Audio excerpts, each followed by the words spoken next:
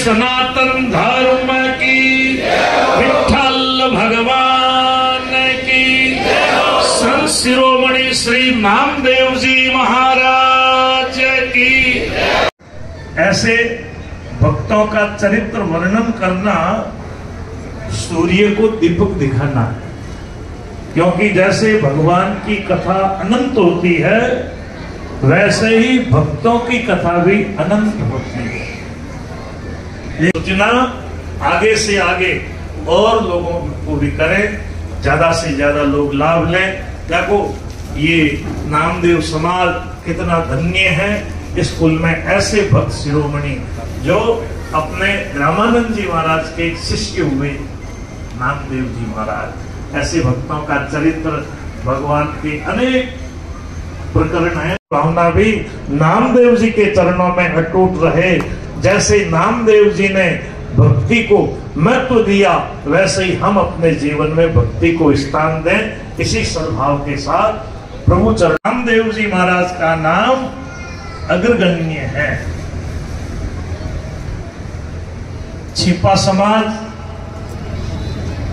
कितना धन्य है, जिस छिपा समाज में भगवान के भक्त क्या सोचा, वो हो लंबक लंबे मेरे भगवान आज इस रूप में प्रकट हुए हैं। जो ही उस प्रेत को भगवान का रूप समझ करके प्रणाम किया, तुरंत वो प्रेत पता नहीं कहां चला गया और सामने विठ्ठल भगवान प्रकट।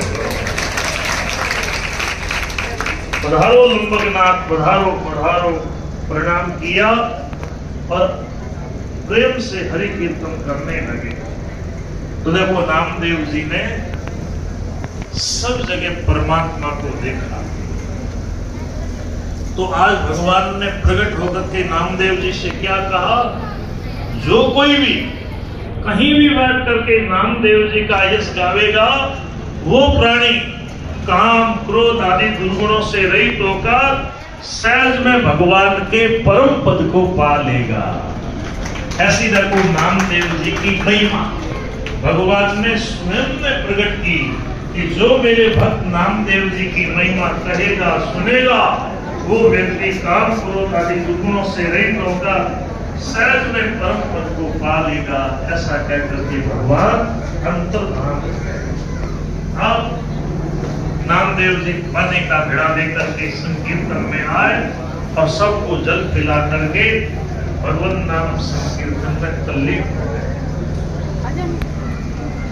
इस तरह बालक अवस्था से लेकर आजीवन नामदेव जी ने भगवत भक्ति में मगन होकर के भक्ति की और आने के लिए ललायित है। तो भगवान ने क्या लीला की, मंदिर का मुंह नामदेव जी की तरफ कर दिया, पूरा मंदिर ही घुमा दिया। जिस मंदिर का मुंह पूर्व दिशा की तरफ था वो पश्चिम दिशा की तरफ हो गया। नामदेव जी के लिए भगवान ने मरी हुई गाय को जीवित किया, ताकि भक्ति को बढ़ाने के लिए भगवान अपना व्रत निभाते हुए अनेक कार्य भक्तों के लिए किए। देखो 6 बातें भगवान ने अपने हाथों में रखी है।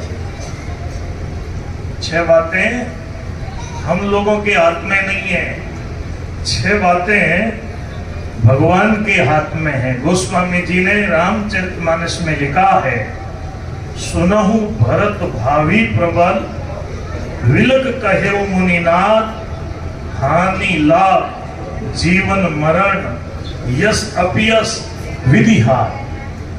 रामदेव जी ने देखो भगवान से आग्रह किया, भोग लगा लीजिए, दूध पी लीजिए, दूध पी लीजिए, फिर भी कटोरा ज्यों का त्यों भरा।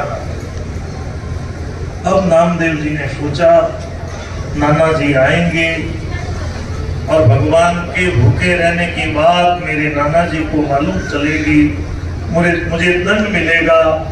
इससे अच्छा यही है कि मैं भगवान के सामने ही अपने प्राण दे दूं।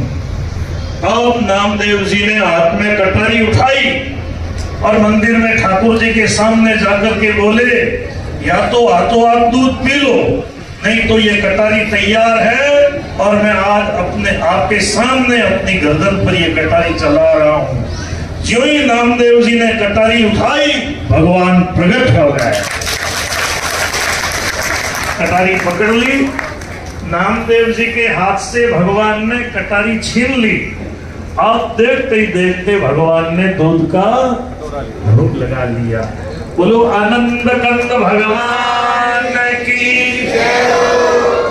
दूध पक्का पर्चा समझूंगा। उसी क्षण नामदेव जी मृत गाय के पास आए, गाय की परिक्रमा की और गाय के पास बैठ करके हरि नाम संकीर्तन करने लगे। भगवान से प्रार्थना की, हे प्रभु इस गाय को प्राण दान दो। अब उन्होंने गाय के कान के पास जाकर हरि नाम सुनाया तो एकाएक देखो नामदेव जी बछड़े की आवाज करने लगे और उसी क्षण बछड़े की आवाज सुनते ही वो गाय तुरंत जीवित होकर के दौड़ी दौड़ी आई और नामदेव जी को चाटने लगी। अब जीवा से नामदेव जी को गाय चाट रही है और गाय के थनों से दूध टपकने लगा। इधर तो देखो ये मरी हुई गाय जीवित हो गई और उधर क्या हुआ, बादशाह के महल में आग लग गई।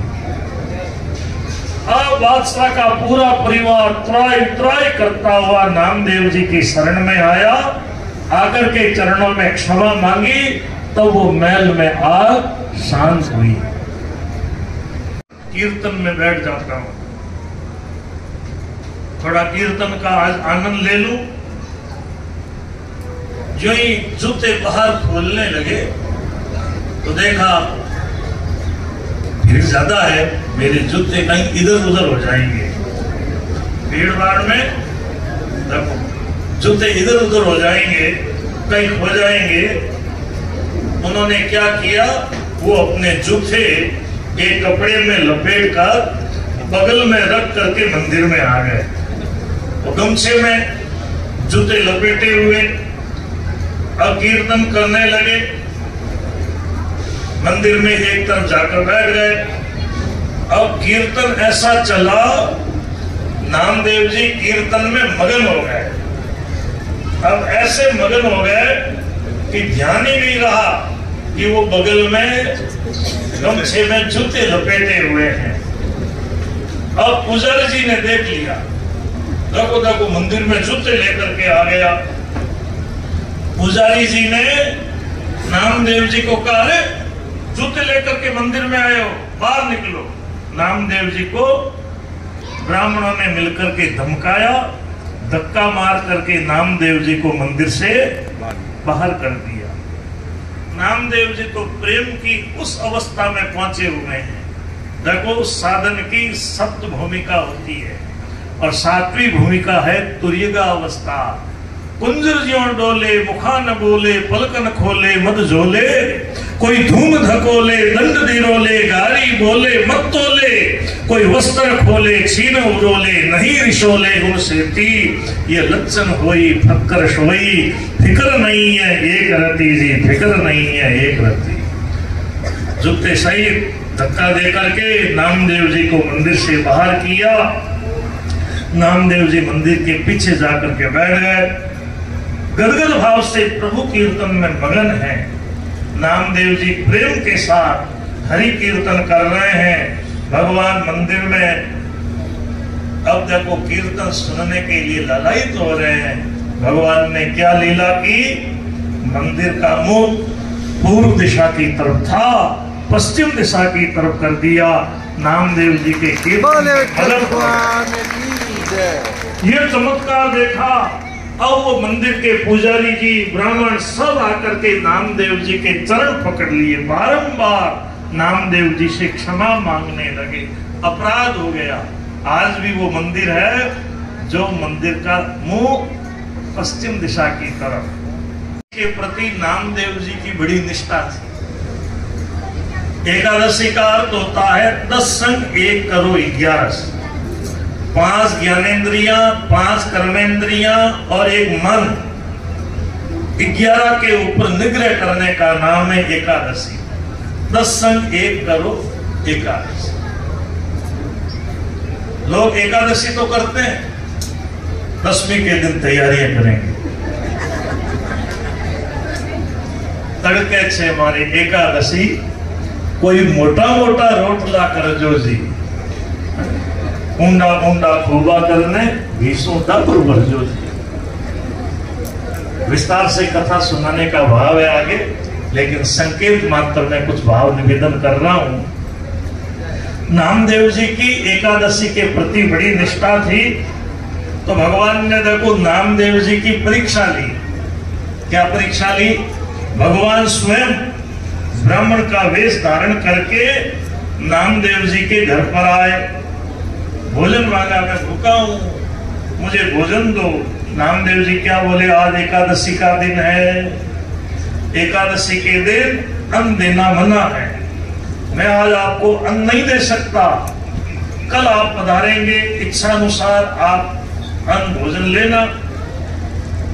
ब्राह्मण बोला मुझे तो आज दो, मैं तो अभी भूखा हूं। नामदेव जी ने नहीं दिया तो ब्राह्मण ने क्या किया? प्राण त्याग दिया। अब वो ब्राह्मण मर जाता है। नामदेव जी ने सोचा, देखो मैंने आज एकादशी रखी और आज मैंने ब्राह्मण को अन्न नहीं दिया, और मैंने अन्न नहीं दिया तो देखो ब्राह्मण को आज मरना पड़ा, तब मेरा जीवन किस काम का? एक ब्राह्मण की हत्या हो गई, अब मैं भी जीवित रह करके क्या करूंगा? ज्यों ही नामदेव जी मरने के लिए हाथ में कटारी उठाते हैं, क्यों ही भगवान प्रकट हो गए। कटारी छीन ली, भगवान बोले मैं ही ब्राह्मण का रूप धारण करके परीक्षा लेने के लिए आया था, और आप परीक्षा में सफल हुए। आज देखो भगवान आशीर्वाद देकर अंतर्धान हो गए। अब देखो समय का परिवर्तन, क्या परिवर्तन हुआ नामदेव जी के जीवन में। इतने दिन नामदेव जी सगुण की भक्ति करते थे, अब देखो भगवान ने नामदेव जी को निर्गुण उपासना में लगा दिया। 34 आरती, 34 पूजा, 34 राम मेरे और पूजा। अब नामदेव जी निर्गुण भक्ति में लग गए। प्राणी मात्र में नामदेव जी भगवत दृष्टि रखते थे। एक दिन क्या हुआ? सब परमात्मा ही है, वासुदेव सर्वम, सब जग ईश्वर रूप है। जठे देखूं वठे ही मारा राम जी रे, जित देखूं उत तू ही तू, ऐसी नामदेव जी की निष्ठा। तो भगवान ने उस निष्ठा की परीक्षा ली। एक दिन की बात, नामदेव जी के घर में आग लग गई। आसपास के लोग भागे भागे आए, आग लग गई, आग लग गई, अरे सामान बचाओ, सामान बचाओ। अब वो आग में से सामान बचा रहे हैं, घर का सामान बाहर निकालने लगे। नामदेव जी को पता लगा घर में आग लग गई है। नामदेव जी दौड़े दौड़े आए, जो सामान बाहर पड़ा था वो ला करके आग में गिराना शुरू कर देते हैं। लोग बोले अरे क्या कर रहे हो, हम तो सामान बाहर निकाल रहे हैं और आप सामान आग में गिरा रहे हो। तो बोले अग्नि रूप में भगवान प्रकट हुए हैं, भगवान को भोग लगा रहा हूं। ये क्या कर रहे हो? तुम्हारा सामान तो घर को हम बचाना चाहते हैं, तुम आग में वापस गिरा रहे हो। नामदेव जी ने कहा सामान आदि की सच्ची सुरक्षा भगवान को अर्पण करने से होती है, अलग रखने से नहीं। भगवान की वस्तु भगवान को समर्पित कर रहा हूं। तो वो लोग क्या बोले, ये तो आग है, भगवान कहाँ है? तुमने कैसे पहचाना, तुमने कैसे मान लिया? ये आग नहीं, भगवान है। नामदेव जी बोले देखो भाई, घर भगवान का है और घर में रखा हुआ सामान भी, जोर से बोलो, भगवान का है। भगवान के सिवाय इस घर के सामान को कोई दूसरा छू सकता है? आज भगवान अग्नि रूप में घर में आए और अपना सामान स्वीकार कर रहे हैं। तो हम बीच में इसको लूट कर क्यों बेईमानी करें? जिसकी वस्तु है उनको देकर के निश्चिंत हो जाना चाहिए। भगवान की वस्तु भगवान को अर्पण करके मैं आज निश्चिंत हो रहा हूं। अब देखो भगवान ने प्रकट होकर के अग्नि को शांत कर दिया।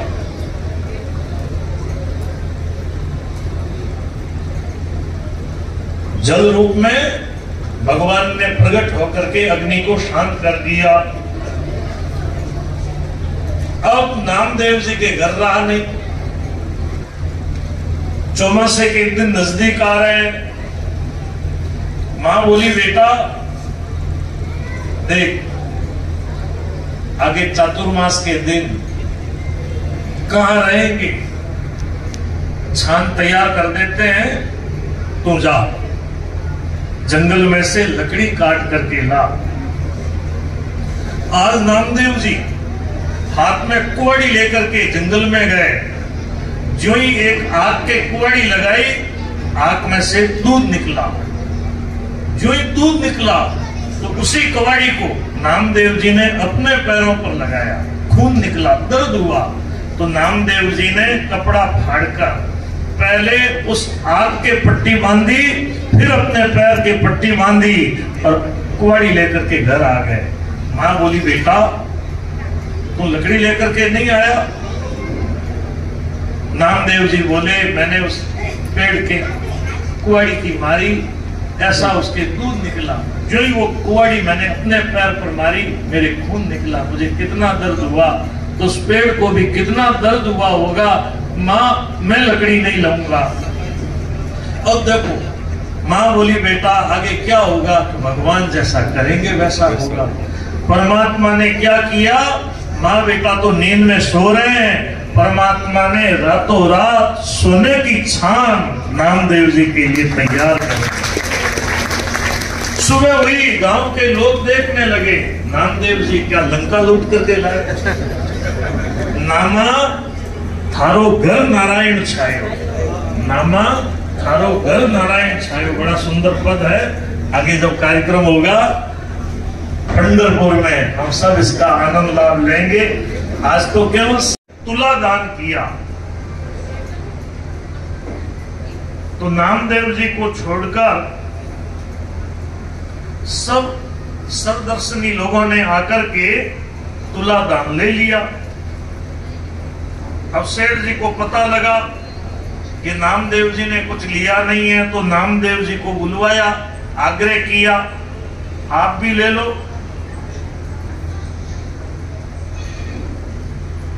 तो नामदेव जी ने कहा मैं नहीं लूंगा। बोले तुला दान लेने का हमारा निवेदन है। तो नामदेव जी ने कहा अच्छा आपका तुला दान करने का भाव है तो मुझे ज्यादा नहीं चाहिए। एक तुलसी के पत्ते पर नामदेव जी ने राम नाम लिखा और कहा इस तुलसी के पत्ते के बराबर तोल करके मुझे दे दो, मैं तुला दान ले लूंगा। अब जो ही तराजू के एक पलड़े में वो तुलसी का पत्ता जो राम नाम लिखा हुआ था रखा। अब दूसरे पलड़े में सामान रखते गए, लेकिन उस तुलसी की बराबरी, तुलसी पत्र की बराबरी हुई नहीं। सारा सेठ के पास जितना सामान था सब सामान रख दिया, लेकिन वो तुलसी का पत्ता बराबरी नहीं कर पाया। अब सेठ को बड़ी शर्म लगी, अब क्या करता। अब नामदेव जी कुछ भी लेने को तैयार नहीं, तो नामदेव जी से वो तुलसी दल ले लिया। अब हीरे पन्ने रतन सोना चांदी सब ला करके रख दिए। पर तुलसी दल वाला पलड़ा टस से मस नहीं हुआ। उस सेठ का अहंकार खत्म हो गया। अब हरि नाम की महिमा समझी। उस सेठ ने नामदेव जी से भगवान नाम की महिमा समझी कि नाम से बड़ा ऊंचा कोई धन नहीं है। इसलिए संसार में सबसे बड़ा धन क्या है?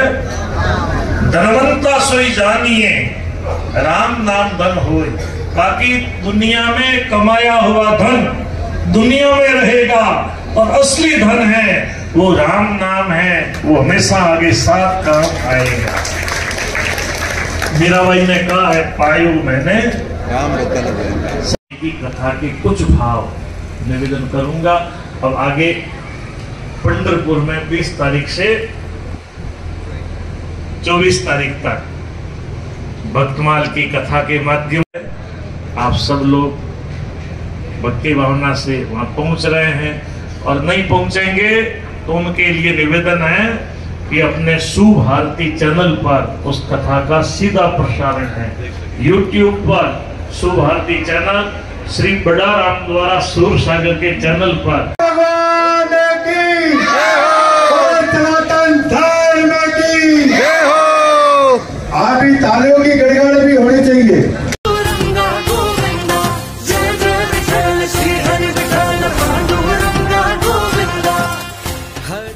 श्री कृष्ण गोविंद हरे मुरारी, हे नाथ नारायण वासुदेवा।